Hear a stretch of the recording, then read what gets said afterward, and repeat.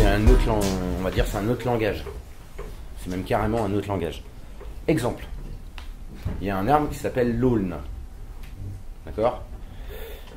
On s'est aperçu, enfin des scientifiques se sont aperçus que si par exemple c'est une rangée d'aulnes, on en coupait un, toutes les feuilles des autres arbres se contractaient. C'est-à-dire qu'en fait il y a une communication.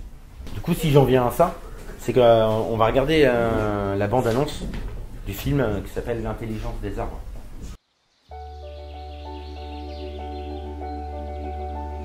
Les arbres sont des êtres sociaux. Les arbres mères veillent sur leur progéniture.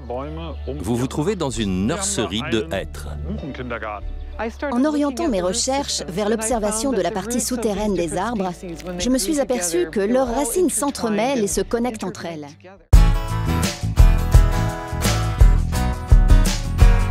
Alors c'est un projet qui est né il y a quelques années.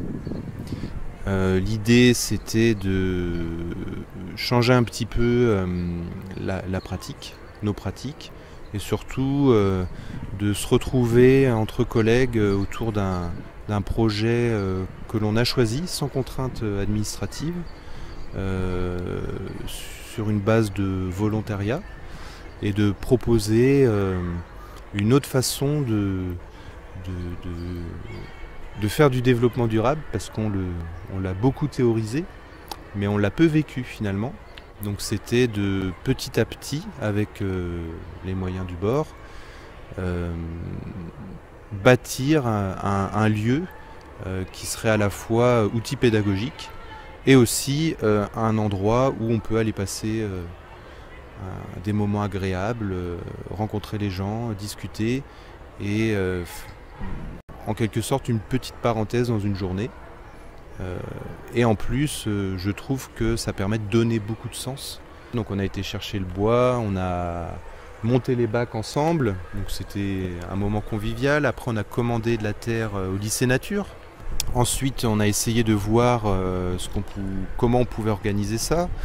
Donc on a commandé pas mal de livres et l'idée c'était que les jeunes puissent rechercher par eux-mêmes, et on ne voulait pas tout leur apporter. Donc on voulait qu'ils réfléchissent avant d'agir, ou en même temps qu'ils agissent pour se poser des questions, etc. On s'est rendu compte que c'était quand même fastidieux dans un collège où il y a quand même une réalité et des imprévus. Donc on s'est rendu compte qu'on n'arrivait pas à tenir quelque chose de régulier.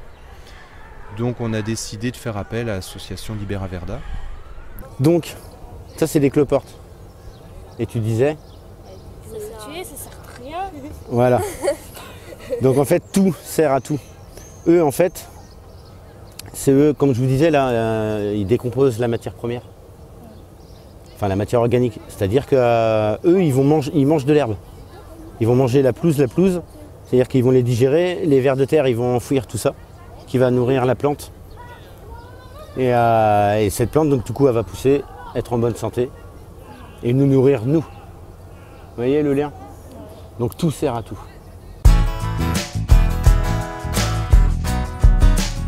Donc moi l'association je la connais, je connais Charlie depuis de nombreuses années. C'est un petit peu nos parcours de vie qui nous ont fait nous rencontrer, souvent dans des projets un petit peu similaires.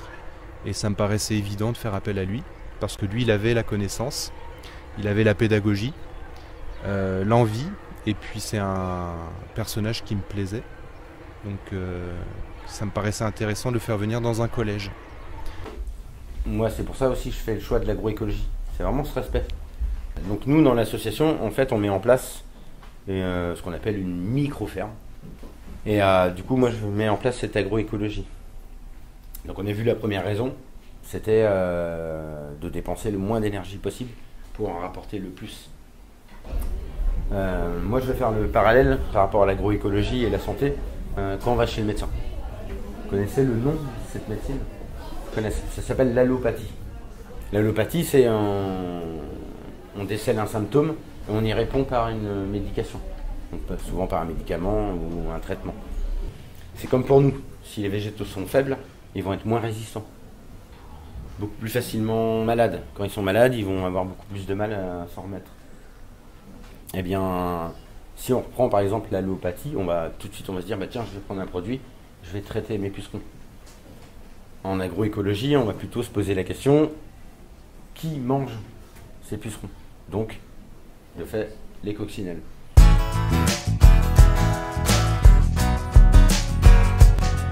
Notamment avec toute l'éducation populaire aussi qui peut véhiculer. Donc là, on est vraiment parti sur un projet différent qui rentre dans le cadre des apprentissages maintenant et aussi qui est un outil au service d'un club nature où là on est plus sur du volontariat. Donc tout s'imbrique, il commence à y avoir une cohérence et du coup, puisque ça rentre aussi dans les apprentissages scolaires, dans le cadre des parcours, des épis, l'administration aussi nous suit, nous soutient, nous donne un budget, ce qui nous permet aussi de rémunérer l'association. Donc nous sommes arrivés, monsieur le principal et moi-même cette année, donc tout nouveau dans l'établissement, et nous avons découvert un établissement où des enseignants étaient déjà très investis dans le 3D. Donc le 3D, éducation à démarche développement durable. Donc c'est une très bonne chose, puisque ça veut dire que déjà il y a du travail qui a été fait, et il y avait une demande de labellisation, puisqu'il y a un label de la part donc, du département qui est donné aux établissements qui en effet travaillent là-dessus, et nous ne l'avions pas obtenu il y a 2 ans. Donc du coup, l'objectif cette année a été essentiellement de travailler sur cette labellisation, sur le montage du dossier, ce que nous avons fait. Et nous, en tant qu'équipe de direction, l'intérêt c'est de les encadrer, de les accompagner et de leur faciliter les démarches également. Pour que ça puisse être durable, que ça puisse s'installer, il ne fallait pas trop presser les gens, pas leur dire c'est comme ça qu'on doit faire, pas moraliser finalement, et les amener petit à petit vers. Mais oui, moi j'adore la nature, je trouve ça bien parce que je préfère l'écologie que la pollution. L'avenir, il faudra faire attention. Oui, il y a des limites dans la nature qu'on ne savait pas. Il y a des choses qu'on savait mais qu'on ne mettait pas en pratique. Mais par exemple, on peut perdre les abeilles et après, du coup, il n'y aura plus de fleurs. Charlie, ce qu'il fait, c'est très intéressant parce que ça peut permettre plus tard, dans l'avenir, d'améliorer notre condition de vie. Si lui, il n'est pas là, nous, au bout de la chaîne, on n'est plus là non plus. Vous connaissez la légende du petit colibri? Enfin, la légende, ouais, l'histoire, enfin... En fait, je la résume très rapidement. C'est dans une forêt qui est en feu. Donc tous les animaux, ils s'enfuient. Et puis en fait, il y a un petit colibri, donc un colibri, c'est un oiseau, d'accord? Qui est petit, qui est tout petit, qui lui va à la rivière, prend quelques gouttes d'eau et essaye d'éteindre, l'envoie sur le feu pour l'éteindre. Et tous les animaux lui demandent mais pourquoi tu fais ça? Et il dit moi je fais ma part. Ce qui induit que en fait derrière, si tout le monde participe, on peut arriver